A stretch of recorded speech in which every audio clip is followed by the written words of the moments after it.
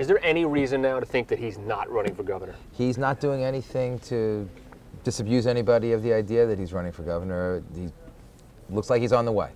And obviously he's an ambitious guy. This has been something that's been talked about for a long time, right? Absolutely, and he knows it's been talked about. Yeah. He's acknowledged that he's got a decision to make, and the most important story is the next story. What is he going to announce? When is he going to announce it? Will he actually get into the race, or, you know, pull a plug on it before it starts? And the next question after that is who he runs against. Corzine, if he stays, and we don't know. If Corzine leaves, who will face off again? If Corzine leaves, that would be just a tremendous turn of events. It would be great business for us in the news business, and it would be just a tremendous upheaval in New Jersey politics.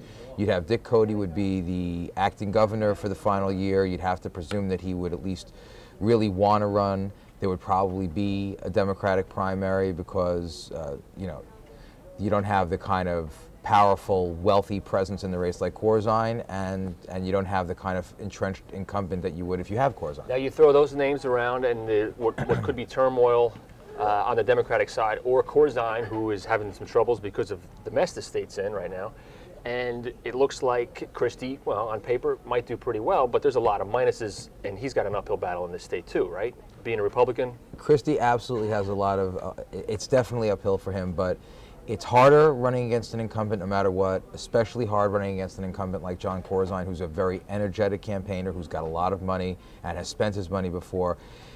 Even so, Corzine is going to have some trouble. He's got low approval ratings, but if Corzine's out, for whatever reason, whatever job he might take, if he takes it, it's a whole new race for Christie. If I'm Chris Christie, I'm begging that John Corzine leaves the state. Speaking of Christie, I noticed that he's stepping down December 2nd. Do you know why that? I mean, I know this is a guy who likes the limelight, and I was assuming that he's got a couple of press conferences hopefully coming up in the near future that he might want to stick around for, right? You've got the Bryant trial going on and the Fort Dix 6. I think part of his thinking is at least the Bryant jury should come back and get a verdict in that. That's Senator Wayne Bryant on trial right now. And the jury is now deliberating on that case.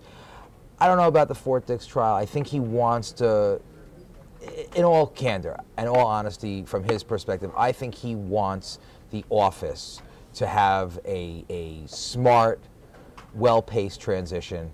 His first assistant, Ralph Maurer, will probably take over as the interim U.S. attorney, and that's probably the only reason for the timing. All right, Josh, thanks a lot. Thanks, Brian.